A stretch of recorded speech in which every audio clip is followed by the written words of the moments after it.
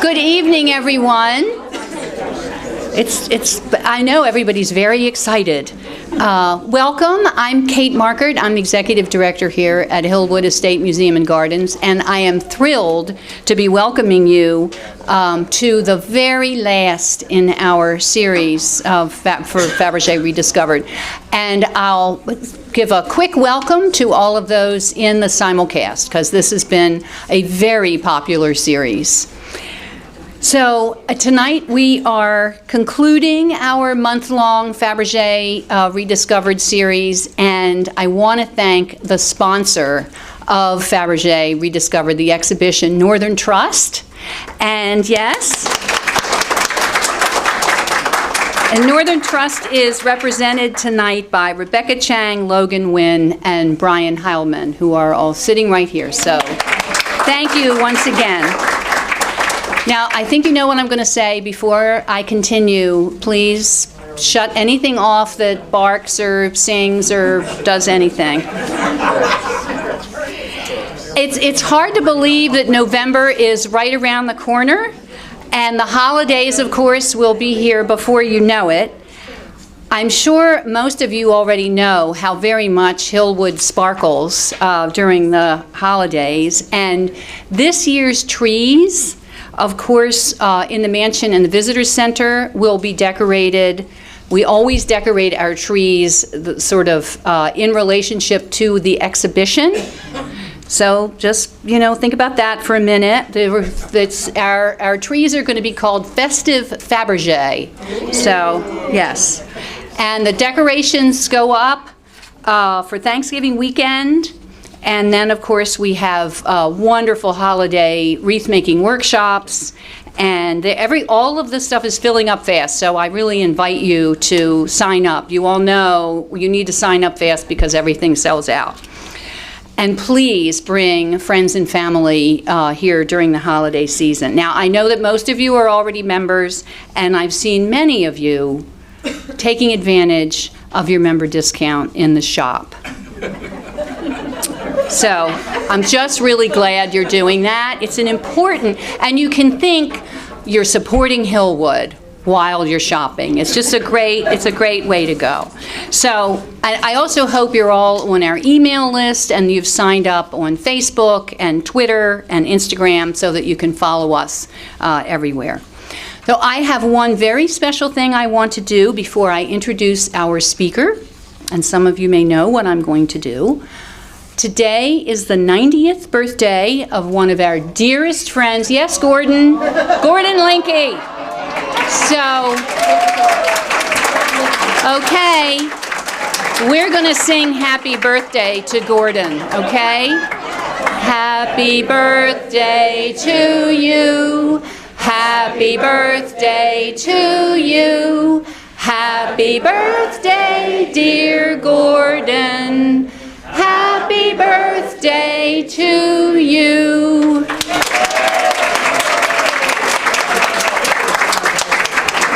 Okay. Alrighty then. Okay. Now it is my pleasure to introduce tonight's speaker. And Kieran's up for this. It's really okay. Kieran McCarthy is an expert on the work of our the imperial jeweler Carl Fabergé, the subject of our wonderful exhibition. He is the managing director of Wortsky, London, and a member of the Worshipful Company of Goldsmiths and a fellow of the Gemological Association. Kieran advises collectors and institutions on the work of Fabergé and is a member of the advisory board of the Fabergé Museum in St. Petersburg. And of course, we just heard from Mikhail Ovchinnikov last week, so it's a very, they all know each other. Yeah. And of course, he knows Caroline de Guiteau. They're in London together. So in 2014, Kieran revealed the existence of the lost third imperial Fabergé Easter egg and exhibited it for the first time in 112 years. He has published widely and recently authored Fabergé in London, the British branch of the Imperial Russian Goldsmith, an in-depth study of Fabergé's London branch and its customers. Of course, it's available upstairs in the shop. And Kieran will be delighted to sign copies following his talk. So please join me in welcoming Kieran McCarthy.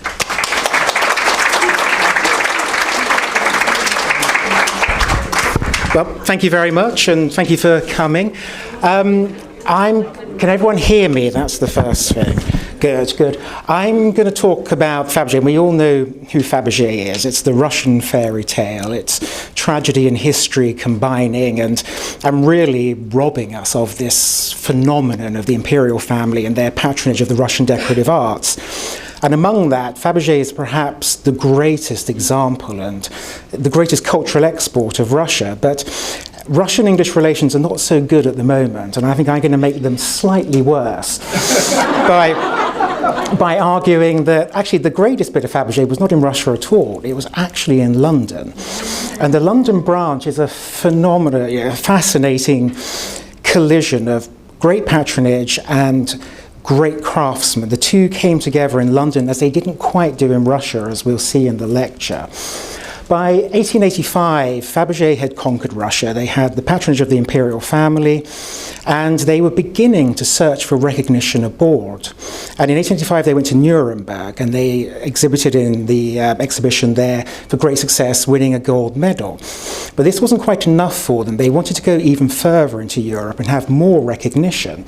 And the first place they went wasn't London, it was Paris. And they went there in 1900 to the Exposition Universelle. And when they exhibited there, they exhibited without competing in the exposition, because Fabergé himself was one of the judges, and so therefore he was precluded from participating in the show. But they had great success. They borrowed pieces from the imperial family. They took their own creations, their stock, and really everybody was overwhelmed by their production. And Eugene Fabergé, Carl's son, described it as Fabergé's greatest ever success. And the success in Paris led them to want to establish in Western Europe. They saw the clientele, they saw the business, they saw the reaction to their wares, and they wanted to be able to exploit that further. Now the question is, why, having succeeded in Paris, did they not go there? And why did they go to London? Because London was the only branch outside of Russia where Fabergé existed. And the reason they went was largely because of this group of people, which I think we can all recognize who they are. And the relationship between the British and Russian royal families was incredibly close. This is Cowes, 1909. And there were frequent visits both from the English royal family to Russia and the Russian family to Britain. Maria Feodorovna, of course, was the sister of Queen Alexandra, and the king, Edward VII, was the uncle of the Tsarina, Alexandra Feodorovna. And the reason why Fabergé came to London was because of the existence of this relationship between the two families. In Russia, Fabergé's success was predicated on the imperial family. In England, they hoped to replicate it. There were great exchanges of gifts between Maria Feodorovna and Maria Feodorovna and Queen Alexandra. And they would exchange gifts on birthdays, on anniversaries, on every single occasion. They would send Fabergé frames and objects between each other.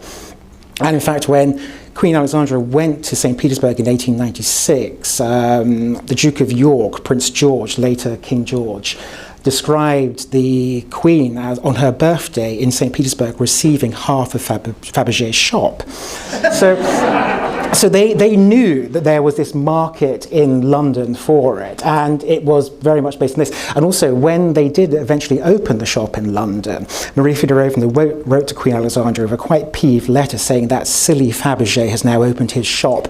I can't send you anything new. And so essentially, this relationship brought them to London. Now, and Bainbridge, who we'll get to slightly later, who was Fabergé's London manager, actually said that the shop was opened purely as a gesture to Queen Alexandra's patronage of Fabergé. And he described the Tsar as being the greatest patron in the East, and the Queen as being the greatest, the English Queen as being the greatest patron in the West. But Fabergé was a very successful business, and I think they knew where the money was, really. It was in the imperial family, but they knew that London was also a place it was London at the height of its power. It was at the height of empire. It was the centre of a global trading network. And also, it was a cosmopolitan city where the patrons who frequented Fabergé congregated. And Fabergé knew this. And so when Fabergé was going to England and deciding where to establish, Paris or London, he knew that in London there was this rich cosmopolitan society populated by people such as these. And this is Jean Reed, and she was actually the daughter of Whitelaw Reed, the American ambassador to the court of St. James. The lady at the top is one of the most fascinating. When you're writing a book, you get taken off into all these different areas of research. And this is the Marchioness of Ripon, Lady de Grey. And she is a phenomenal character. She was also a descendant of Rothschild, if I've pronounced that rightly, Wilfred will tell me, who was the early 19th century Russian ambassador to Britain just after the Napoleonic Wars. And so in England, there was this rich, sort of interconnected, very exclusive, very wealthy society. And also, quite importantly, it was a society that had been liberated from the restrictions which had been placed upon enjoying yourself in Queen Victoria's court.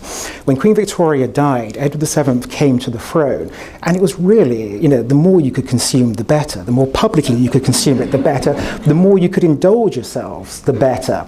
And so this was the society which Fabergé was entering into. It was this hedonistic sort of free-for-all of spending and of opulence. And in the bottom right-hand corner, we have the 5th Earl of Carnarvon. And to give you a sense of where all these people came from, this is the Earl of Carnarvon's house, which is Highclere Castle, which you probably know as Downton Abbey. And this is where he lived. This was his, and it's not only where his ancestral home was. He married Almina Rothschild, actually she was called Almina Wombwell, who was the illegitimate daughter of Alfred de Rothschild.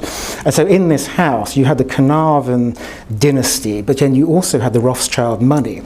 So again, it's that bringing together of this patronage, the ability to spend. And one of the things when Downton Abbey was on, it infuriated me because there was no Fabergé shown. Everything was perfect in the series. The dress was perfect, the jewels were perfect, the servants were perfect. Everything sort of fell into place beautifully. But this house was full of Fabergé. The Earl of Carnarvon was a significant customer. And in my studies, I could uncover all of these deliveries that were being made to Highclere, but there was never any Fabergé shown in Downton Abbey. So I wrote to Julian Fellows, and I wrote this very polite letter to him. And I said, you've got it all so right, form. It's all perfect, form. But the one thing you've just missed is there's no Fabergé in there. And I didn't hear a single thing back from him at all. There wasn't a response, there wasn't a telephone call. But then in the 5th series or the 4th series, up popped a Fabergé frame. So I was sat at home and I was thinking, that hit its target. And it was an emigre coming from Russia, and they bought a Fabergé frame. But the interiors of these houses were made for Fabergé. And Fabergé, when we look upstairs and we look in the exhibition here, these combination of motifs, enamels, colours, and sort of decorative forms, they mirror exactly the interiors of these houses, both in St. Petersburg and also in London. And here, we can see them actually in situ. So in Hillwood, you're sort of gifted to have this very intimate environment where Mrs. Posters looked as though she's just left the building. And you can see the objects where they were. And this is the equivalent in London. This is Polesden Lacey, which was the home of Mrs. Greville. Mrs. Greville was another remarkable character, very important customer of Fabergé in London. And she was the, again, illegitimate daughter. The illegitimate daughters often ended up with an awful lot of money. But the illegitimate daughter of William McEwen. And William McEwen owned the McEwen Brewery. And so she inherited, and ever heard of India Pale Ale? Yes. Now, India Pale Ale was drunk throughout the British Empire. And it was her family that produced India Pale Ale. So a phenomenal wealth, a phenomenal power. And I think the sponsors of the exhibition would have been very glad to have her as a sort of hedge fund wealth management customer. She would have been absolutely perfect. And so she had Polesden Lacey. When she bought Polesden Lacey, she had it enlarged and then decorated by Muse and Davies. So again, there's that Edwardian interior, that Edwardian decorative arts. And here you see the objects on the table in Poles and Lacy as they still exist now. It belongs to the National Trust, and they've preserved it in its entirety. And you can see they were placed on the desks. They were placed everywhere in the house. They were not behind vitrines. They were objects that were the accoutrements, the sort of the props of everyday life. You would look at a Fabergé clock to tell the time. You would seal your letters with a Fabergé gum pot. You would put your loved ones in Fabergé frames. And this shows that environment. And what you can't see in this photograph is if you look into the walls are silk. They're moire silk walls. You have a moire silk Fabergé frame against a moire silk wall. You have a gilded column against a sort of a gilded silver or a gold frame. And so this was the environment into which Fabergé was entering into when he came to London. These were the patrons that he was dealing with. Now, going back a little bit to Mrs. Greville. Mrs. Greville's also quite important for Fabergé in London, and also the wider patronage of Fabergé, because she typifies why people went to Fabergé, and she used it as a social currency.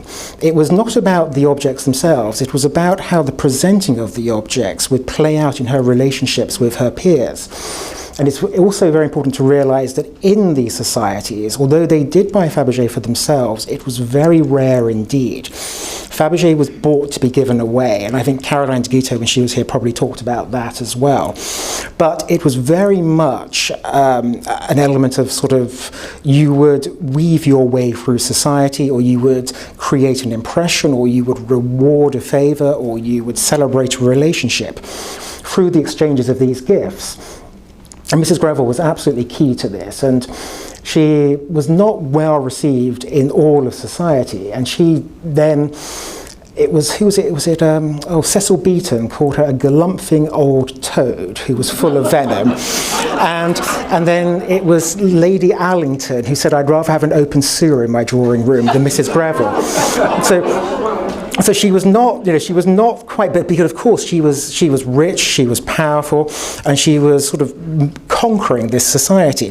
And she was doing it by giving Fabergé gifts. And her great retort whenever one of these insults was thrown at her was that I'd rather be a beeress than a peeress, because where her money came from. But she was doing that. She was buying gifts and she was giving them, and she was giving them quite liberally to royalty. And so this was how she was establishing those relationships. She was giving the gifts to the king and queen. And in fact, Princess Eugenie, when she was married last week, the emerald tiara, which came from Boucheron, was Mrs. Greville's.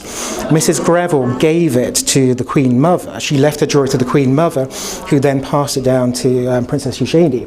So again, but that's one element of her gift giving, but she was doing it with Fabergé pretty much all day, every day. And here we can see how when you look at these objects and the exchange of these objects, you can begin to map out the relationships between Fabergé's clientele.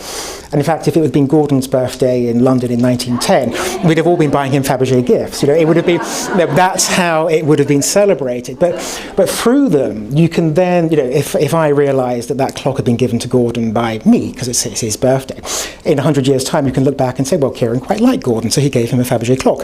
And it's by looking back and sort of forensically, not forensically, that's a bit extreme, but sort of dissecting the exchanges of these objects, you can see the relationships between them. And this is a key example of that. One second. This is almost the leitmotif of the royal collection. And it's a cigarette case that was given by Alice Keppel to King Edward VII. And I think this is sort of quite an important thing, because talk about indulging desires and passions. This was one of the king's passions, was Alice Keppel. But Alice Keppel reciprocated this quite frequently, and she gave him this cigarette case. And if we look at it, it is a Fabergé cigarette case, but there's quite a lot more going on here. And sort of not, there was lots going on, but within the cigarette case, there's something going on. And the first thing is it's royal blue. And so it's a royal blue object. So it's a royal object. So that's the first one. And then it's entwined with a snake holding its own tail. So it's a never-ending royal gift. It's a never-ending royal gift with diamonds in it. Diamonds are always the constancy of love, the eternity of love. So it's doubly never-ending royal love. And this was a case given by Keppel to the king. And so by looking at it, by knowing who gave it to who, you're then able to sort of see those relationships work. And it plays out across all of Fabergé's clientele. You can see who knew who went to dinner with who had a country house weekend with who. They all come out in the objects. The later history of this is wonderful, because when the king died, Queen Alexandra returned the case to Alice Keppel. Now, the way this was read was that it was actually then a sort of, he's dead, you can no longer have him, take your gift back, and be gone. But it wasn't quite like that, although there was maybe, she was not too pleased by it. The return of the gifts was not restricted just to Alice Keppel. All of his gifts, the gifts that he had received, were given back. And they were given back as souvenirs of the relationship of the donor to the king, the recipient. So although it was often seen as being a slight on Alice Keppel, it wasn't. It was a returning of this gift. And we'll see that in the next slide as well, why that might be the case.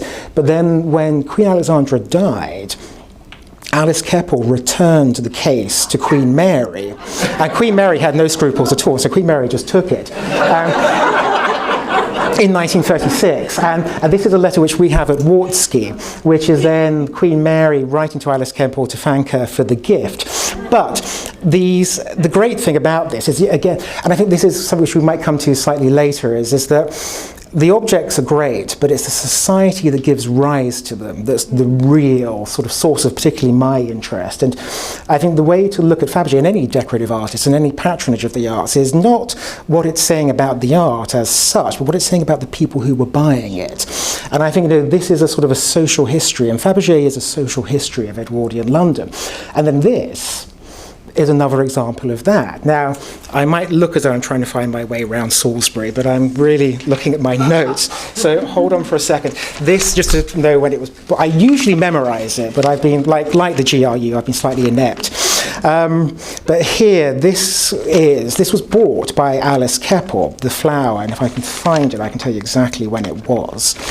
But it's a holly, and the holly is now in the Royal Collection, and in the Royal Collection it's recorded as a gift to Queen Alexandra, and it's 1908, here we are, it's 1908, on the 28th of November, which is 3 days before Queen Alexandra's birthday, Alice Keppel walked into Fabergé and bought this flower for £43. We then know it enters into the Royal Collection and is recorded in the Royal Collection as being a gift to Queen Alexandra. It doesn't say who's from. So Alice Keppel was not only buying gifts for the king, she was also buying them for the Queen. And so you can often see these very surprising sort of picking up between the different people in Edwardian society. And I thought that was a fascinating one, because she was buying it for her lover, but then also for the woman who she had cuckolded. Now, Fabergé in London is, this is sort of getting down into the sort of technicalities of Fabergé in London. It was called Fabergé in London, but it wasn't actually run by Fabergé, which is, again, another slightly surprising aspect of it. It was actually run by Arthur and Alan Bow. So it wasn't Carl Fabergé or the Fabergé family that established Fabergé in London. It was the Bow family, and Alan Bow in particular. And Alan Bow was an Englishman who moved to South Africa in his youth. He then, from South Africa, came back to London, and through a family relationship, through a firm called Shanks, who were actually carriage makers, ended up in St. Petersburg, in Moscow. And in Moscow, he started working for Shanks's cousin's jewellery firm, which was Shanks and Bolin. And I think there are some Bolin pieces here in the collection. And when he was there, he began to be incredibly successful. And allegedly, on a train trip from Moscow to Paris, he found himself quite serendipitously in the same carriage as Carl Fabergé. Carl Fabergé was travelling to Paris for whatever reason, but as they were travelling, Carl said to Alan that he was thinking of establishing a branch in Moscow. Fabergé was in St. Petersburg, but they weren't yet in Moscow. This is in the early 1880s. And in 1887, Fabergé did establish in Moscow. And when he established in Moscow, he established it as a partnership with Alan Bow. It was a 50-50 business. So although it was Fabergé's name, it was the Bows that ran the company. And so Alan and Arthur, being of English descent, when the drive to come to London manifested itself, it was them that took up the reins. It was they that took the business to London. And they opened it in September 1903. They originally went to a place called the Berners Hotel. We think that they just stayed there for a few days, or a short period, a few days, a few weeks. But they eventually opened up in a place called Portman House. And Portman House was quite a sort of salubrious area, really, of London. It was not a very prestigious place to be, but the business flourished. And it flourished partly because of the Bows, but also because of that family relationship, because of the reasons we've been talking about earlier. Not much is known about this period because we can only pick up the references from the biographies, from the other sort of provenances that exist, but there wasn't a great deal to actually write about or tell about this period, other than that it was very, very successful. But then I think I was speaking to somebody upstairs, during my researches for the book, there was sort of a series of amazing strokes of luck, and one of them actually came in the State Historical Archives in Moscow, in which I discovered a series of letters relating to the Bows' establishment of the business in London, and then in particular to their relationship with the Fabergé family. And whilst London was booming and an ordered sort of governed society, in Russia at this time, which is sort of 1903 to 1905, things were far different. And the 1905 revolution in Russia, we perhaps all know of it to some degree, but the violence and the real chaos of that revolution is brought home by these letters, and by one in particular, which shows that the situation, the deteriorating situation in Moscow, came to Fabergé's door. And this is Otto Yark, who was an employee of the Fabergé branch, writing to Alan Bow. And he's talking about people dying in the streets in front of the shop. In Moscow, the business was, and in Russia, the business was falling apart. And I think it wasn't necessarily Fabergé's fault. It was just the situation around them. And in some of these, the attached letters, Alan Bow talks about there being strikes at Fabergé, about the jewellers are already on strike. It looks as though the silversmiths are about to go on strike. And he writes rather amusingly to his brother. He said it might be quite good if they go out on strike because we've got no orders to give them anyway. And so this was the situation in Russia. Whilst this was going on, and again, I'm researching Fabergé in London, I'm researching Fabergé, but it was fascinating how the two businesses are related, they're interconnected, and so by understanding Fabergé in London, you get a greater understanding of Fabergé in Russia. And it brought up many, many wonderful revelations. And one of them relates to Agathon Fabergé. Agathon Fabergé was Fabergé's second son, but he was the real power behind the company. And of course, he's sitting in St. Petersburg with his father, looking at the Bows, who own half of the Moscow branch, have opened up in London. They'd also opened up in Odessa. And he begins to think, well, why are they trading under our name? And he begins quite aggressively to try to assert control over the company. And Alan Bow wrote to his brother Arthur and said that there are big changes underway. And we can see this in the next slide. I'll give you a second to read it. And this was just, unheard of. This was a brand new interpretation of Fabergé's history. I think we must understand that this is quite a partisan series of letters. But even if it is, this is a character assassination bar none of sort of Agathon Fabergé. Now, the Bows realised that they had really nowhere to go, that if Agathon wanted to assume control of the company, there was nothing they could do but relent. And they did. And on the 4th of March 1906, they separated. A deed of separation was entered into, in which the Bows left the firm, and Agathon and the Fabergé family took it over directly. Now, the intention of Agathon is obvious, to run the company, but Alan Bow's ambition was to return to London and continue to run Fabergé in London. And that's what he did. He came back to London. They took offices on Old Burlington Street, which just runs parallel to Bond Street. And they set up there to become Fabergé in London, whilst Fabergé in St. Petersburg would be run by the Fabergé family. In June of 1906, he actually thought better of it and thought, what I'm going to do is I'm not going to run the company myself. I'm going to sell it to La Cloche, And Le Cloche Frères are a firm of jewelers who were very prominent in the early 1900s and late 1800s. They were rivals of Cartier, rivals of Boucheron. They no longer exist, but at the time they were very, very powerful. And the Le Cloche were going to take over Beau's ownership of Fabergé in London and run it as Fabergé, but owned by them. Now, Carl didn't like this at all. I mean, if we read this, he was absolutely incensed, and he said, you know, he went for Beau, hammer and tongs, and he actually took Beau to court. He took La Cloche to court, and said, "You can't do this. You can't trade under my name. This is my name. It's my family. It's my creations. It's my life. You know, you cannot do it." This court case went on and on for quite a while, and it rested upon a very particular term of whether the Beaus had been paid out for the goodwill of the London branch. They said they hadn't, and that they retained the goodwill, which allowed them to continue benefiting from relationships with the clients. But Fabergé said, no, I did buy the goodwill, and Beau had made a crucial error. He had not bought the goodwill. He had not retained the goodwill. Fabergé had bought it, which actually meant that nobody else could trade under Fabergé's name in London. And Jules Le Cloche, who had bought this from Beau and actually lost a fortune in the process, realised his error and eventually gave up the fight. Now, all of this was fascinating for the mechanics of Fabergé in London, but for the customers, they were sort of oblivious to it. They had no care whatsoever. And Fabergé knew this, and so what he did was he got his son Nicholas and he sent him to London. And they opened up a shop on 48 Dover Street and began to trade again as Fabergé in London. This was October 1906. Bainbridge, I think I have appointed this chap here, we'll come to later because he's crucial in the whole story.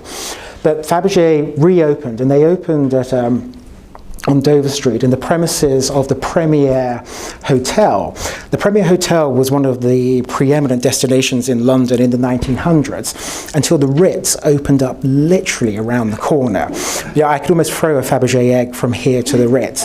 And so the Ritz opened, and you know, their business just fell away. And it eventually got cut up into these rather ramshackled offices. And I think Fabergé's neighbour, one of them was a manicurist, and the other was a bookmaker. A sort of, you know, if you want to go, you could put a bet on the horses and then go and buy a Fabergé frame and have your nails done, all on the same landing. But this business thrived. Everybody who was anybody in London went there. And it actually offered them the exclusivity which they desired. There was no way of knowing what was upstairs at all, apart from on the door here, oh, sorry if I can just do it there was a little small sign saying Fabergé, and there's a faint echo of a doorman there. But nobody knew what was up there, and you could go there undetected. And there's a story of Prince George, later King George V, going in there and leaving, and Bainbridge and the staff there are watching him just disappear into the crowd as he left. Nobody could see them come, nobody could see anybody go, and this was where you went to buy a gift in Edwardian London. Everybody, from visiting Maharajas to ambassadors to sort of, you know, the Nobel family to Oppenheimer's, Rothschilds, if you wanted to have a gift, this is where you went. By 1911, they'd outgrown these premises, and the premises were very small indeed. There's a photograph that exists of them. The roof was falling in, the windows were creaky, so they'd outgrown it. And Fabergé, it was a slightly incongruous place for Fabergé in London because it was so down at heel. And in 1911, they thought, well, actually, we better move them. We better sort of go somewhere befitting our grandeur. And they went to Bond Street, which is, you know, the ultimate retail thoroughfare. It is the premier sort of perhaps shopping street, you know, I don't say in the world, but one of them. And perhaps at this time, you could say it was the premier shopping street in the world. Maybe, you know, now not so much. But Fabergé went there, and this was in July 1911. They were 2 doors away from Cartier, and you can't quite see them, but if that's that shop, got one more, Cartier's there. So this was the natural environment for Fabergé to be in. And the discovery, these photographs were, I think I was the first to publish them. Someone's bound to catch me out and say, no, they were published in 1922 by somebody else. But I think I was the first to publish them. And when I discovered them, they're in the Fersman Mineralogical Institute in Moscow, which is a stables on the edge of a sort of dual carriageway on the outskirts of the city. It's the weirdest place ever. But it's where Agathon Fabergé eventually left his archive. And these photographs were among it. And they were an absolute godsend. They were just marvellous because you could see, you know, we knew the stories of Fabergé, we had the tales, but you couldn't actually see where they happened. And you know, the picture paints 1,000 words, and this is 1,000 words of Fabergé painted. You can then see the inside as well, and these were another godsend. It was a quintessentially Edwardian interior.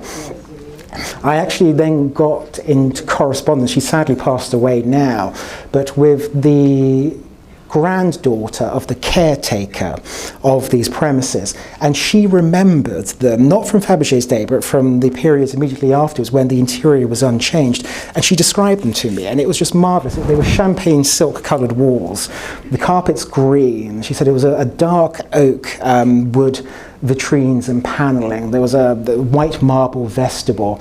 She described there was a lift which nobody ever used because they were scared of it. There was a stairs that went up. You know, there was a bathroom downstairs. You know, every little sort of detail of it, and it was fabulous to see these pictures. And it was actually these that set me off really researching Fabergé in London, because I thought there's so much to say about this that, you know, it would be a crime not to say it. And also the other thing, there's Vincent Palmade, who I think is a great friend of the museum, and I was hoping if he's not here, that he might be, because he also does this. It's a matter of where you take the archival photographs and you can scan them to an incredibly high resolution, and you can sit on your computer at home and just zoom in. And so, you know, we began to do this, and we zoomed in, sort of trying to pick out all the objects, and you begin to do it. You can see the objects in there, and you know where they are now. Now here, you might just be able to pick up, there's a dog there, but I'm not going to talk about the dog. There's one here, just there, which has a little sort of greyish animal, well, who knows what colour it is, it looks grey, with little sort of horns coming up.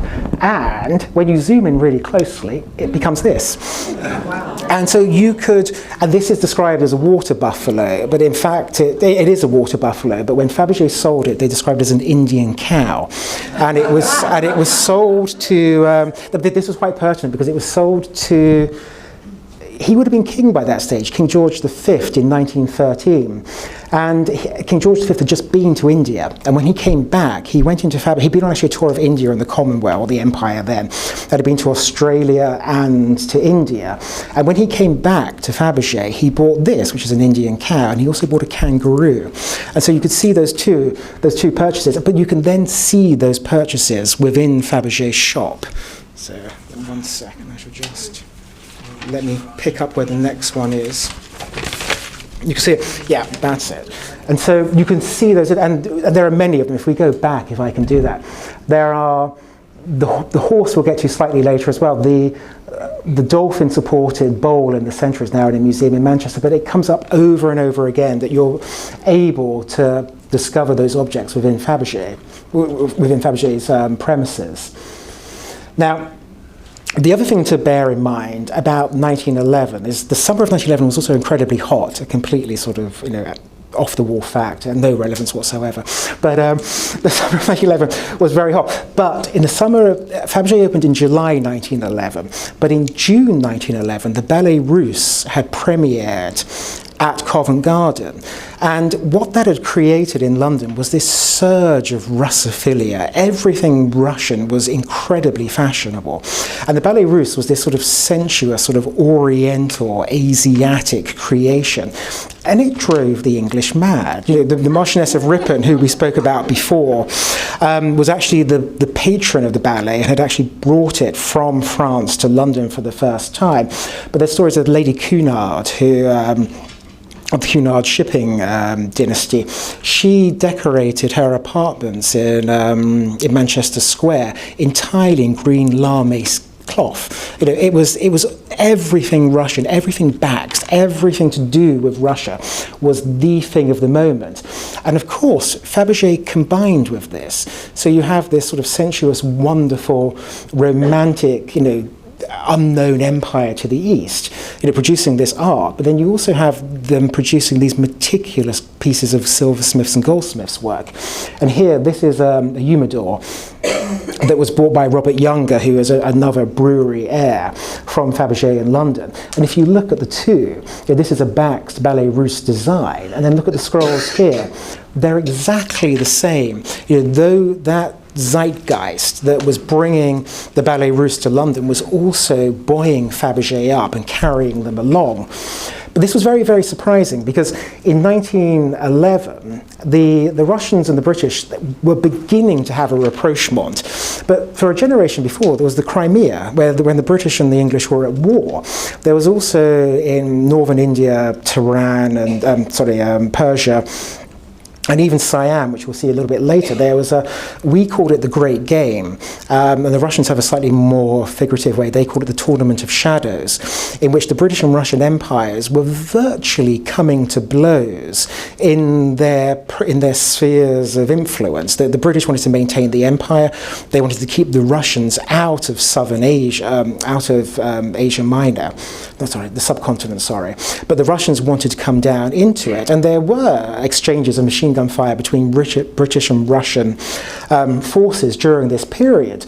But Fabergé was not only blessed by the Ballet Russe, it was blessed by an incredible improvement in relations between the British and Russian governments, largely undertaken by this chap, who was Count Beckendorf. And Beckendorf was the ambassador to the British court, and he was a protege of Marie Feodorovna.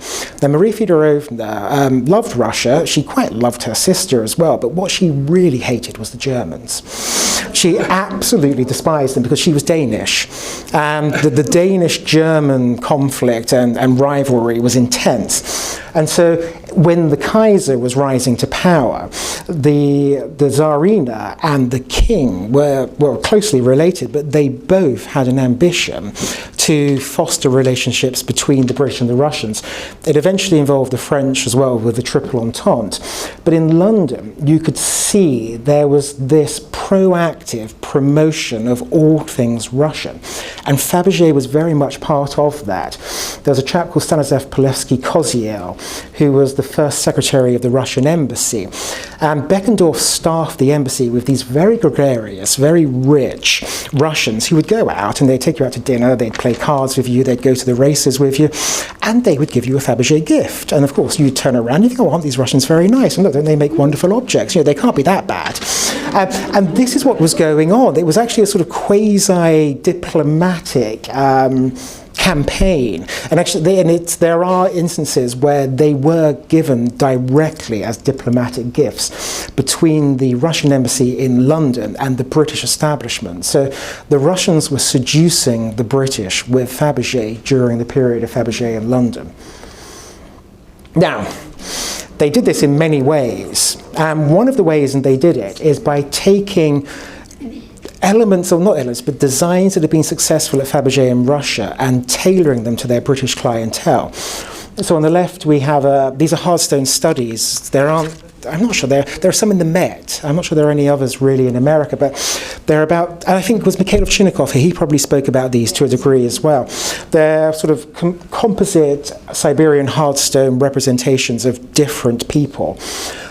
This one on the left is Pustanikov, who was Marie Feodorovna's chamber Cossack, so he's her personal bodyguard. And there's a great story about him, which is a little sort of Wartsky anecdote, is that the Queen Mother was at Sandringham when Marie Feodorovna was there, and she described to my late boss, Kenneth Snowman, the whole episode of when the Dowager Tsarina was at Sandringham, and she described how Pustanikov would sleep in front of the Tsarina's door. So when the Tsarina went to bed, she'd shut the door, and Pustanikov, in full uniform with his sword, his boots, his coat, his hat, would lie against the door, so that if you had to get to the Tsarina, you'd have to go past him to get there.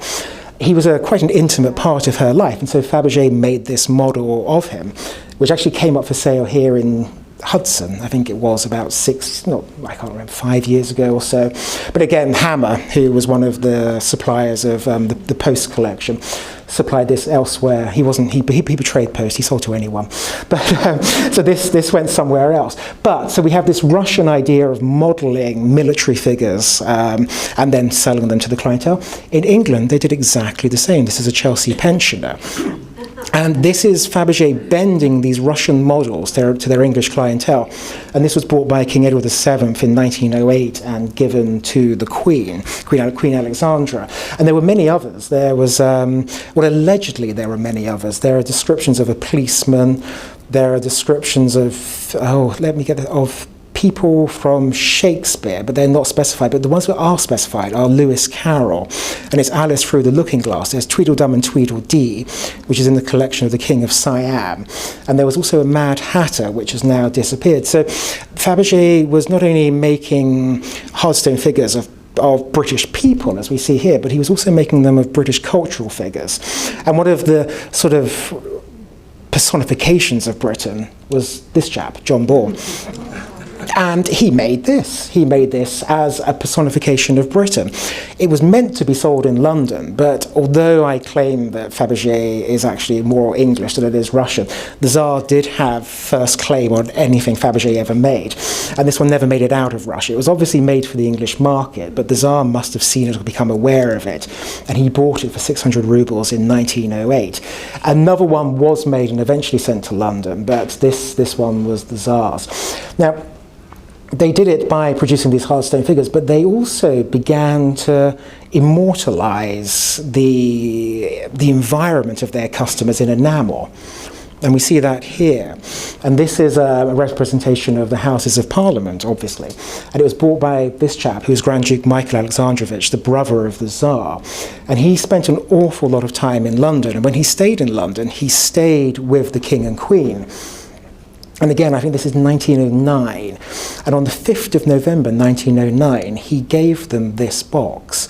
And of course, the 5th of November is Guy Fawkes Day. It's when Parliament was blown up. So I think it was him making a little joke. And in my research, as I went through the court circulars in which they gave the itineraries of the Grand Dukes when they were in London, and the day before, on the 4th of November, he'd been given a tour of the Houses of Parliament and taken into the store underneath the houses where the gunpowder was placed. And then as a little joke, and this again is in the British Royal Collection, as a gift, as a present, to thank his uncle and aunt for allowing him to stay, he gave them this box. But Fabergé, again, going back to that entrepreneurial aspect, was quite canny. Because he also realised that if he produces scenes of his customers' houses, this is Eaton Hall, the home of the Duke of Westminster in Cheshire. And of course, if you're the Duke of Westminster and you walk into Fabergé and you see your house in enamel, you're going to have to buy it. Or if you're the best friend of Gordon and you see Gordon's house made in represented in enamel and it's his birthday, you're going to have to buy it for Gordon.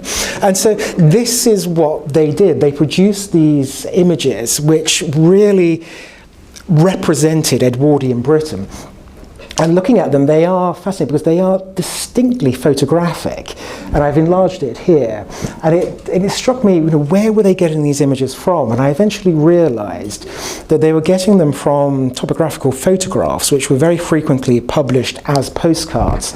And you could send, rather than an email, you'd put one of these in the post. And Fabergé was sending these postcards back to St. Petersburg of everybody's house. He went everywhere, to Chatsworth, to Gopsall Hall, to everywhere. He never did Highclere. That's what he should have done, but he didn't do Highclere. But he would send them back. They would produce these scenes. They would come back to London. And of course, these were an intimate representation of his clients' lives. Now, let me see. Now, this is perhaps the one which was represented most, and this is Sandringham. And Sandringham is the country retreat of King Edward VII, but he bought it when he was Prince of Wales in 1863. And the king was a great character, and I think he was perhaps one of the most sort of successful of all British kings for a few reasons. But he never quite wanted to be king. I think he was more comfortable being a country squire. And Sandringham allowed him to be a country squire. He could go to Sandringham, he could escape the chains of office, he could escape the demands, he could escape every pressure and become a country gentleman. And that was his primary desire. And so he bought Sandringham in 1863, and he then began to develop it. And one of the things which he developed was the farm. And I think the idea of animal husbandry was very, very key to him, as it is to a lot of the English aristocracy. And again, one of these other little sort of tangents I went off on was I discovered the most marvellous history of British royal farming.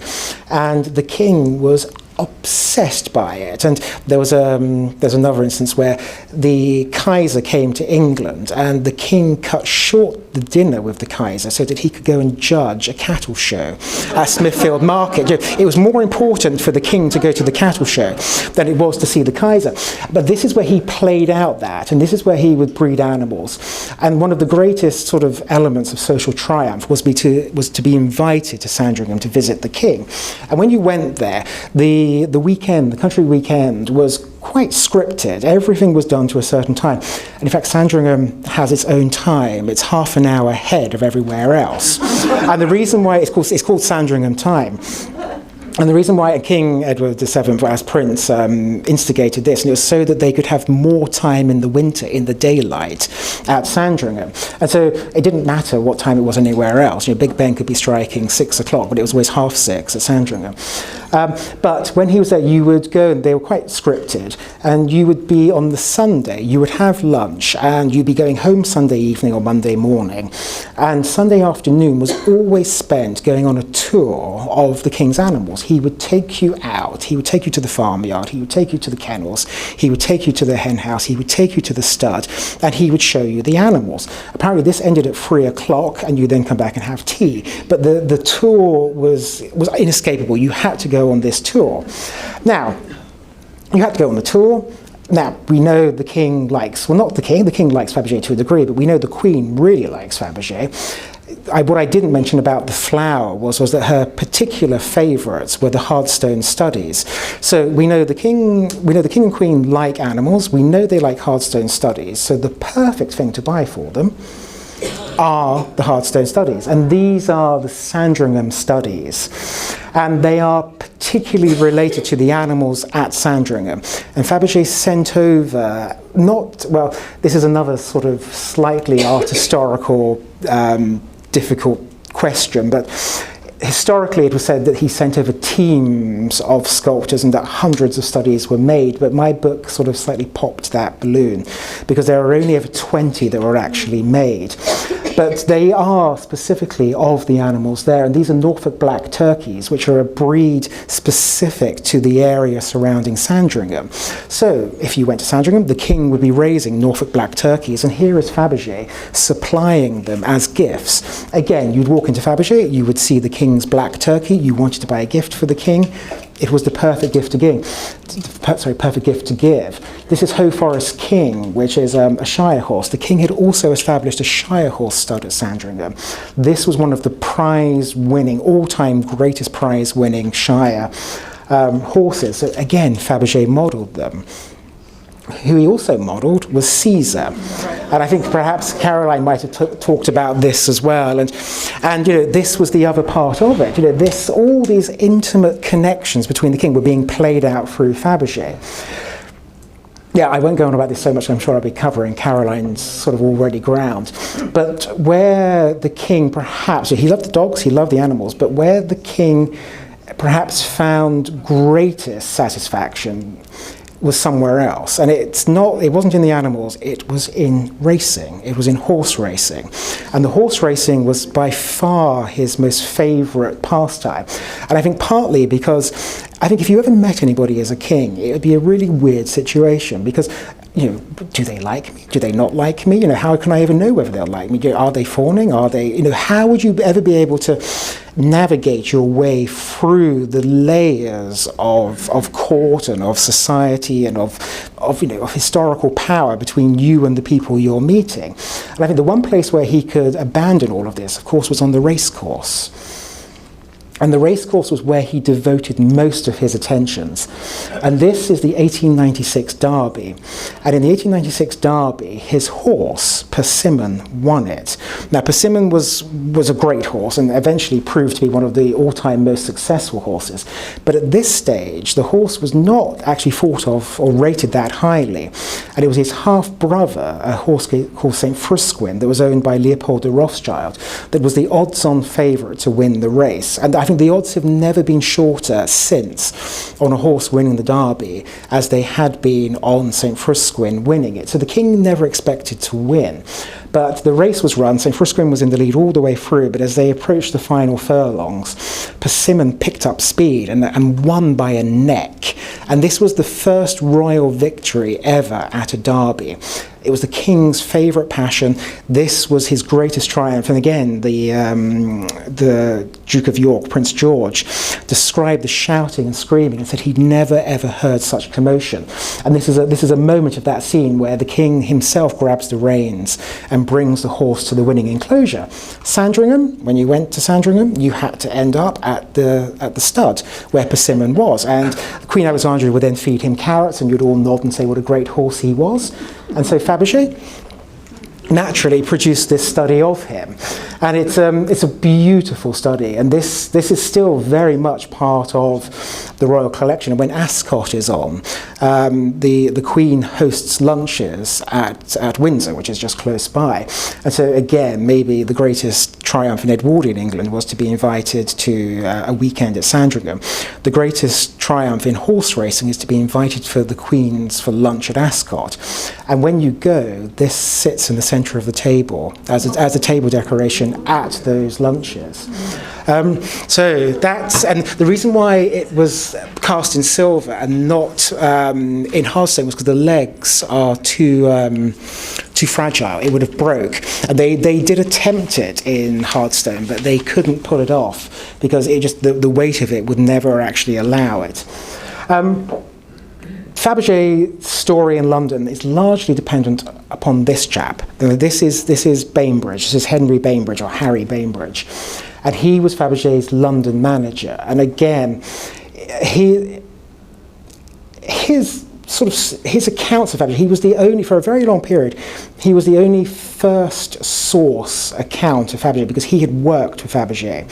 He had worked with the Bows in 1904, and when we looked at when Nicholas Fabergé came over, he ran it with Bainbridge. And now Bainbridge was the key to the continuity of Fabergé between the Bows and when the Fabergé family took over. And in fact, Nicholas Snowman was really a family placement. It was Bainbridge that controlled everything.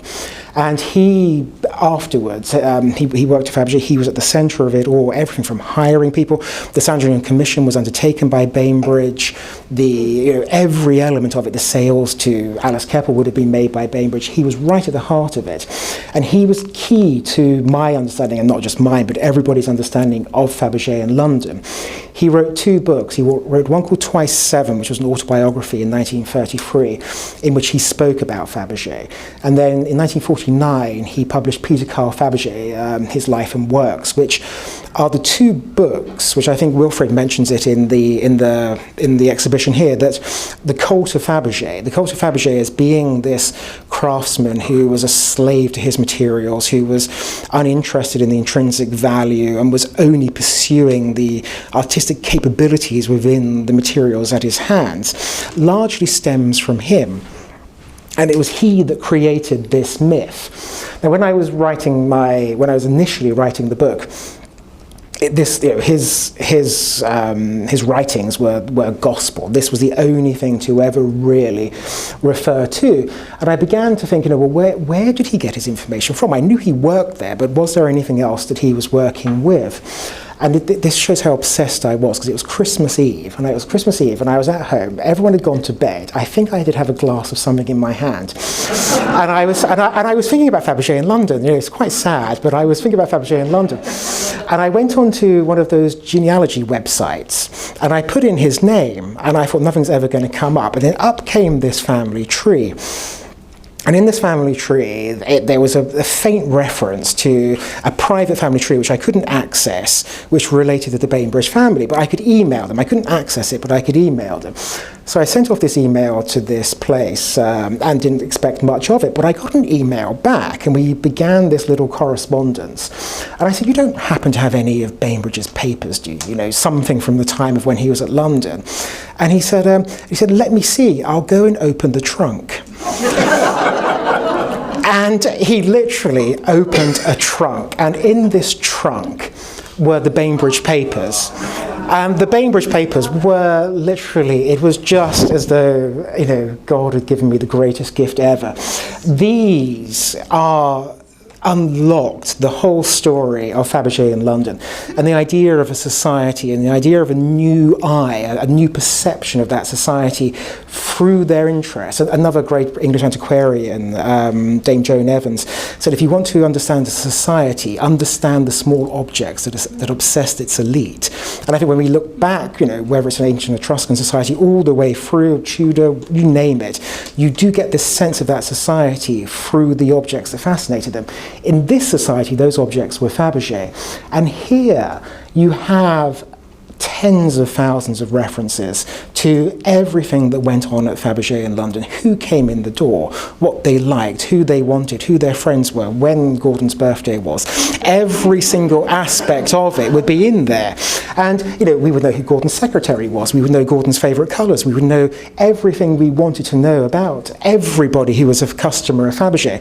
And here you can see it, it's sort of, when we looked, I didn't mention it, but Caesar was bought by Mrs. Greville. And so Mrs. Greville, when the king died, she bought the study and gave it as a gift to Queen Alexandra. And then here, oh, sorry, that's the wrong one. Here, it said, King's dog Caesar to inquire about the inscription on his collar. So this is Fabergé, this is Bainbridge participating in the Sandringham Commission. The other thing which I didn't talk about so much either, was that buying gifts was wonderful, but it was also a nightmare. And where it was particularly a nightmare is buying gifts for royalty, because you had to make it wonderful, you had to make it lavish, but the king and queen had both specified that it couldn't be expensive. The price that it couldn't beat was £40. And so here you have that Fabergé has to be able to produce a gift that will cost less than £40. And here he's writing a dovecot, and then there, I think let's read this properly, it says, an egg with a flower or an animal or an enamel view inside. So all of these little sort of influences, what the queen wanted for a gift, how she would get the gift. And then here it says, present for the king. The king loves smoking, so it's an electric lighter. And then I think somewhere he worries about there being a battery, so there's got to be a portable electric device generator to supply the power for it. But these were an absolute sort of wonder, because they're disparate pieces of information, but when you bring them all together like a jigsaw, it makes an entire picture of Fabergé in London. And by understanding Fabergé in London, you can then also understand Fabergé in St. Petersburg, Fabergé in Moscow, but then you can also, if you take it to sort of Alexander McQueen now, or you take it to Jarre, you know, one of these great sort of, you know, modern day jewelers, or any great artistic creation, and the society and the patrons that allow it to flourish, this is an examination of that patronage. And the State Historical Archives, which I mentioned earlier, and the discovery of the Bainbridge papers really sort of set the book and my study onto a different, you know, it wasn't my doing, it was sheer, you know, tiny bit of digging, but it was just good luck to find them. It sort of opened up everything. Oops, sorry, I'll go back. And here's another one.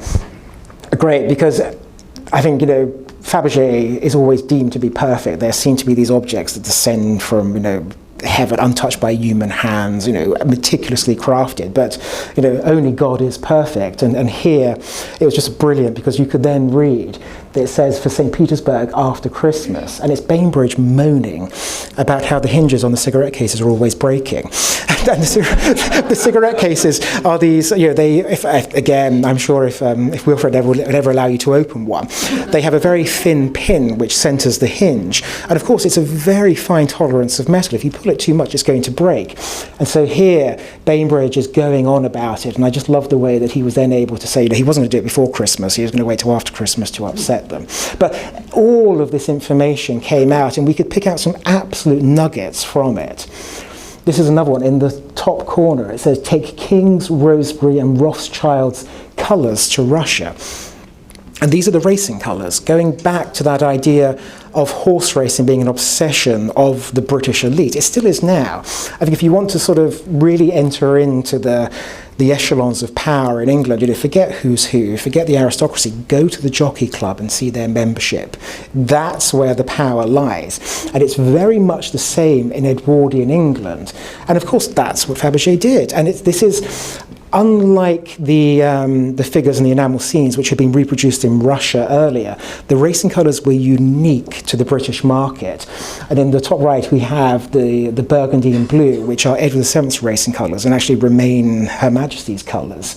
And Fabergé produced this case. Again, you'd go to Fabergé, and this was bought by Mrs. Newman, who was a landlord heiress, the South African mining fortunes, who had retired to London. But she, again, wanted to enter into this royal society. And in 1909, she gave this to the king on his birthday.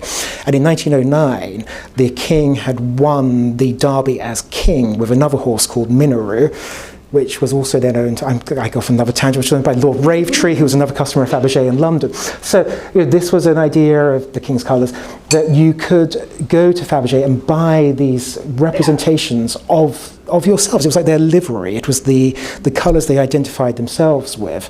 Now, everybody else bought them as gifts for the people whose colours there were. The colours on the bottom left-hand corner for the taper sticks, miniature taper sticks about so large, are the blue and yellow of the Rothschild family. Now, Bainbridge, when he brought this idea to Fabergé, it was for others to buy them for the people whose colours they were, but the Rothschild turned this on its head entirely, and they bought them for other people. The Rothschilds, if you met a Rothschild and you were in his favour, you would receive an object enamelled in the colours. And of course, it's a very powerful presentation. He's giving something of himself to you. He's giving his colours to you. And the Rothschilds were... The Rothschild family, in their extended form, were a massive group of customers for Fabergé in London, but one in particular, Leopold, was, after the King and the Queen, the most important customer. This box here, he bought many of Fabergé's great, I won't list them all now, but he bought many of Fabergé's greatest creations, including this box, again in 1908. And this box is described as a cakewalk. Have you ever heard of a cakewalk?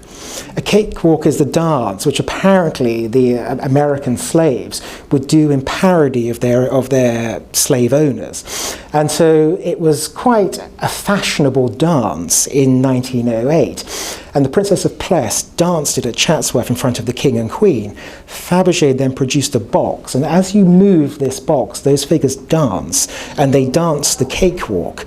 Leopold de Rothschild bought this. It was one of the all-time sort of great Fabergé pieces, one of many that he bought. He gave gifts liberally. Wherever he went, he would give them. He gave them within the family, but he also gave them outside of the family. This is the coronation of George, King George V, in 22nd of June, 1911. And he gave the king this vase, rock crystal in the Neo-Renaissance style. It's huge. It's sort of one of the largest creations by Fabergé, by Perkin, the second chief workmaster, lavish beyond belief. And he gave it to the king and queen. It was the way he gave it was wonderful. And again, it's the diplomacy and the engineering of gift giving. The Rothschilds were famous for many things, but they were famous for their Renaissance works of art. This is a Fabergé Renaissance work of art. So he knows the King and Queen like Fabergé. He knows that he is intimately associated with the Renaissance. So he goes to Fabergé and he buys a Renaissance work of art to give to the King and Queen. The Rothschilds were also a little bit like the greenhouses here. The Rothschilds were very famous for their orchids, and they had a suite of greenhouses in a place called Gunnersbury, which is northwest of London. London's not the greatest place for growing orchids, but they achieved it. They had acres upon acres of glasshouses in which these fabulous orchids were grown. So they're famous for Renaissance works of art, they're famous for orchids. On the morning of the coronation, Leopold of Rothschild had a bouquet of these orchids taken from Gunnersbury to Fabergé's shop in London. They were placed into the vase. They were then taken from Fabergé's shop to Buckingham Palace, where they were placed upon the breakfast table of the King and Queen. So the day the King and Queen got up for their coronation, came down for breakfast, in the centre of the table was this vase with the Rothschild orchids within it. And so he was fabulous, and absolutely fabulous, and customer. Again, there's much that can be said about it, but there was direct parallels between his and the royal patronage. The other, actually I will, because I think we might be slightly running out of time. I'll go straight to it. Is that this is a diary, and this is another part of the Bainbridge papers, and the diary is for 1908. We talked about the Sandringham Commission before, which took place in the winter of 1907. By the 23rd of December, Fabergé's sculptors had left Sandringham, having completed the modelling for the Sandringham Commission. In January 1908, they were at Ascot House, which was the Buckinghamshire home of Leopold of Rothschild, his country house, where, happened to be, he kept animals. And they were modelling his animals. So we can see that the Rothschilds followed on the pattern of patronage, which was initiated by, or initiated for the King and Queen, was then taken over by the Rothschilds. And for us, I think for Caroline Guiteau as well, this is a brilliant resource, because no records exist in the Royal Archives of the method of the modelling at Sandringham. But here in the diary, it's spelt out exactly what they did. The first thing they did was bribe the servants. So they'd go there, they'd ingratiate themselves with the servants, they'd give them gifts, they'd send them bottles of whiskey, and then they'd go and sort of, the kennel master, let's give the kennel master a bottle of whiskey, let's get to know him, then let's go model the animals. And so this is what they were doing. They were sort of, getting to know the domestic staff, and then they were then allowed into the inner workings of the house, of course with the permission of, in this case, Mrs. Leopold of Rothschild. But they would go into the house, they would establish themselves within it, and then they would begin to model the animals. And what this also brings out is they produce, I didn't say that, but the Sandringham Commissions were wax creations which were modelled in England, then sent to Russia to be completed in Hardstones. Here we can actually see them discussing those models, the creation of those models, of the waxes that we used. And also, very importantly, the photographs that they took. And in the Bainbridge papers, not only are there sort of these written resources, there are also suites of photographs, original Fabergé photographs. Now this is St. Frusquin, the horse that Persimmon beat in 1896. And Leopold of Rothschild kept him at Southcote, which was the stud outside Ascot House. And of course, they've just been to Sandringham, they've just modelled Persimmon. So of course, they go to Ascot and they model St. Frusquin. But St. Frusquin, and you can see it in this photograph, was a slightly sort of neurotic horse. I think if you look into those eyes, you wouldn't want to be standing behind him. And I think they actually described this. Fabergé, Bainbridge describes it, how he was worth 60,000 guineas and knew it. Is how it was put, and that the only way that they could placate him during the modelling process again, which it was in those diaries, took a great deal of time to do. It wasn't just go there, make a quick model. It was this very meticulous study of the musculature, everything about the size, the proportions, every element of the horse, and so it took a great deal of time to do. And the only way that they could placate the horse was by bringing the stable kitten out, and the stable kitten would rest his nerves. So, but you see, but again, the Bainbridge papers allow us to see this, and they allow us to look into that part. No, again, look into Leopold of Rothschild. The other thing is, Leopold of Rothschild, this was actually a bit of a mistake by Fabergé, because Fabergé, the king, bought Persimmon as soon as it was supplied, as soon as it was returned to London, virtually the day, and it was the very first of the Sandringham purchases, was Persimmon. When Bainbridge presented St. Frusquin to Leopold of Rothschild, he said, well, it might be all right for the king, but I can't afford it. And he didn't buy it. He didn't buy it. And now, what are you going to do with the horse if Leopold of Rothschild doesn't buy it? I think he might have been slightly annoyed that his horse had lost the Derby. If his horse had won the Derby, he might have, but he was saved by Mrs. Leopold, who bought it for Christmas 1912.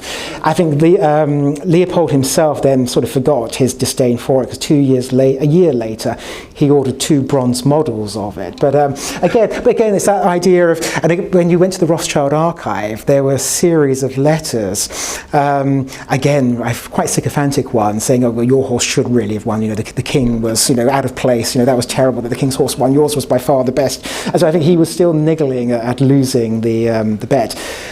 So we see this sort of intimate workings. The other thing we see are, frankly, how important the Americans are.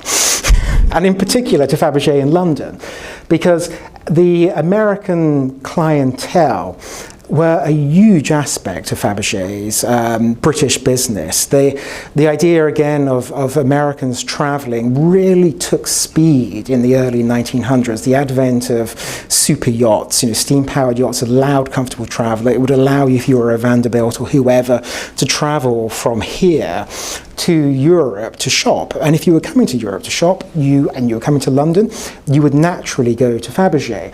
And the cultural parallels between the British and American customers were very, very close. And in fact, I'm sure you all know the story of there being 100 American brides marrying into the English aristocracy, and it was that bringing and the exchange. It was actually called gilded prostitution. And it's there's a wonderful book called Gilded Prostitution, which is fabulous. It's really good. And it talks and it really dissects this relationship between American money and power, the ailing British aristocracy, and that exchange of cash for titles, really. But this is Jenny Jerome, who, of course, married Randolph Churchill. But it went on and on and on. Now, of course, if you were Jenny Jerome, but if you were, I don't know, sort of a Golet, the Golets, many of them, Mrs. Leeds, it goes, Princess Hatsfield, there are so many of them. But when you came to London, you married into the English aristocracy, or potentially the European aristocracy. You would then begin to share their pastimes. Their pastimes were shopping at Fabergé, so you then began to shop at Fabergé. And this on the right is a match striker, which was bought by Lady Paget. And Lady Paget was, again, one of the prime Fabergé American customers of Fabergé in London. And she was also the prime marriage broker. She was the one where you came, and when Consuelo Vanderbilt married the Duke of Marlborough, when she came, she went to Lady Paget for the introductions, for that sort of understanding of British society that would allow her to become part of it. And the Americans were a significant part of it. The figures which we were talking about earlier, one was made of Uncle Sam. So there was an extension of the modelling of British sort of cultural notes and icons into American ones also. That figure's now missing. So if anybody's got a little figure about so high it looks like Uncle Sam, come and tell me. So that was out there. But so Fabergé in London became not only a way of entertaining the British clientele, it also became a way, almost Fabergé's window onto the world. And one of the most extreme locations for that, was Siam. And Fabergé in London, Fabergé then began to direct virtually all of its worldwide operations through its London branch.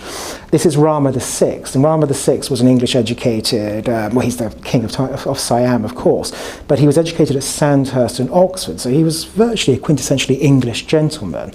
And when Fabergé began to think about selling pieces to him, naturally he did it through the London branch. And from 1908 onwards, Fabergé was travelling from London to Siam, selling the items. And you see here, they're amazing. There are great similarities between the items that were sold in London and Siam, but there were also these fusions of sort of Eastern Buddhist forms and Russian decorative arts, and this is one of them here, a Buddha, but there are many. There's a lustral water bowl, there are temporal chedis and Buddhist relics as well, which were being made by Fabergé. Again, a slight aside, but the way in which Fabergé began to approach the world was through Fabergé in London. Now, one of my all-time favourite photographs from the book and from the study of Fabergé in London is this one. This is Princess Eugenie Murat, and she was Violet Ney. Violet Ney was the great-granddaughter of Marshal Ney, the Napoleonic hero. And she was a great customer of Fabergé in London. But she was a great customer of Fabergé in London when, although Fabergé had set up in London, they made sales trips to Paris.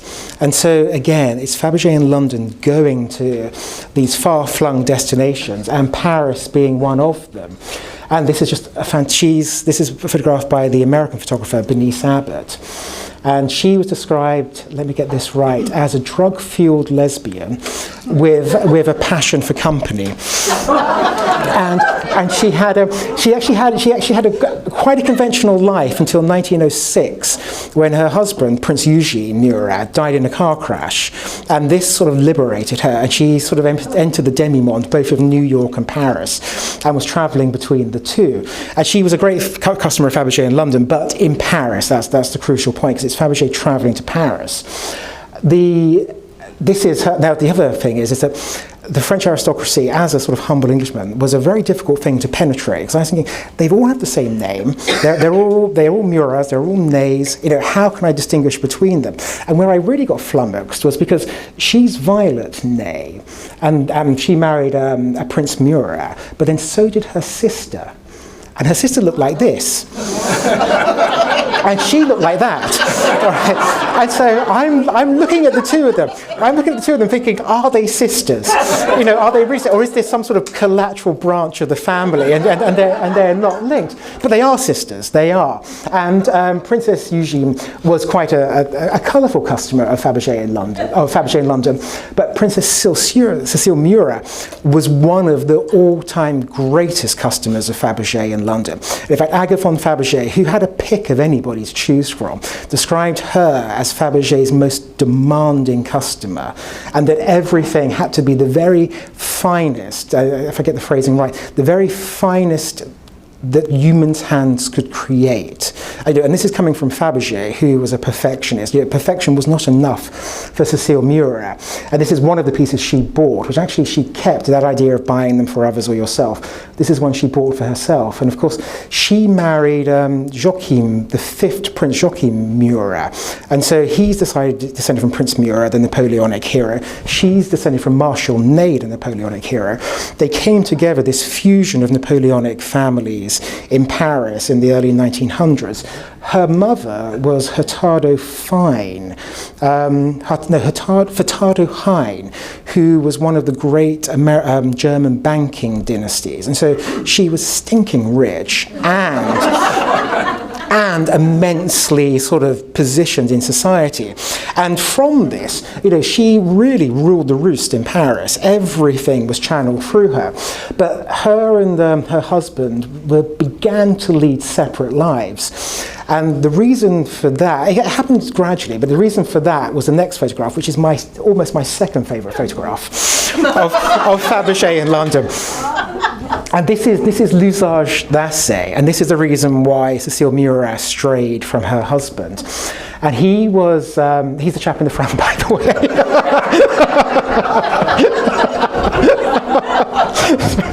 So I couldn't resist.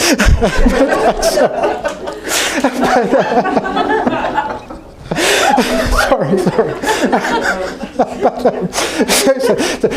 And he was an adventurer, and obviously, a sort of colonial sort of stud of all proportions. And so he turned the princess's head, and he's a fantastic character, absolutely wonderful. We don't know whether he was an adventurer, whether he was a secret agent, he was a war hero. He had everything going for him, and Their relationship was an open secret in Paris, but there are wonderful tales of that they would go to restaurants and they would have lunch together, but they wouldn't sit at the same table. They sit because everyone knew they were together, but they couldn't be seen sitting at the same table. And it's fabulous. They're the most wonderful stories of it. But one of the great stories, again, relating back to Fabergé, and particularly to Fabergé in London, because these transactions, which I'm about to talk about, were channeled through Fabergé in London. And she was so enamoured with L'Usage d'Assez, Charles L'Usage d'Assez, that every year for New Year's she would give him a Fabergé cigarette case.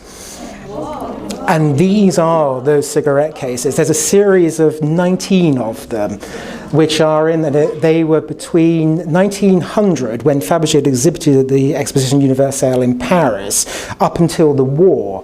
The one on the right, I think, relates back to the photograph, because in 1902, L'Usage d'Assez went on an exhibition down the Nile, and in 1904, he produced a travel log of a writing of this expedition, and this is a gift from the princess to him, noting in gemstones all of the locations of where he stayed as he went.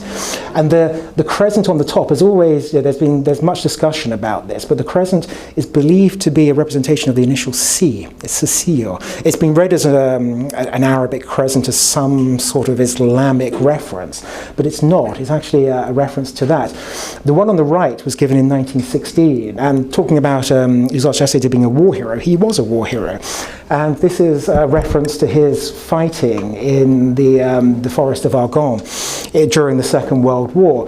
And the cigarette case, which was one of Fabergé's last creations, was a reference to his activities there. And if you look at it, it's the most beautifully rendered map, but it's cut in steel, and the steel is a nod to the austerity of the war. Fabergé couldn't produce a case in platinum or gold, so they produced. There is a big diamond on the other side, but that's to be overlooked. That it's the push piece is a diamond. Is that it was there, but the war really. This is my last slide, so you're almost safe. This is the last, because the war really spelt the end for Fabergé. In Europe it certainly spelt the end for Fabergé, but in Russia it was the revolution and the war that spelt the end. The supply of the objects we're able to find in London began to stop in 1914 when the war was declared. The passage of works from St. Petersburg, from the workshops to London, stopped.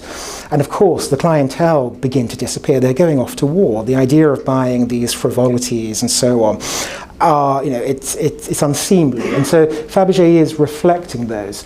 And it all comes to an end in 1917. And it's quite sort of heart-stirring, really, because I discovered a letter that was written by Fabergé to Leopold de Rothschild, and it says, "For the future, I am closing my business in London." So the idea was that, of course, we look back at it now, look back at the war, look back at the revolution, and seeing it as being an event in history that cannot be reversed. But for them, it was a fluid series of occurrences, and they didn't know where it was going to end up. And there was this idea that Fabergé would continue in London, and there is every chance that it would have succeeded, because this is the Duke of Windsor, or Prince Edward, as he was then, and he was a customer of Fabergé in London. And if he was a customer of Fabergé in London, and the fact that every subsequent British monarch has collected Fabergé in London would suggest that if it had continued, it would have succeeded over and over again. But of course, and coming to an end, history and war and revolution overtook everything. So there we are.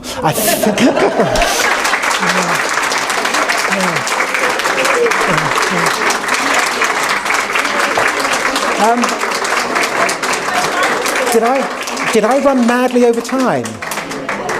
Anyone would like to purchase a book, they are available for sale in the museum shop above us, and our esteemed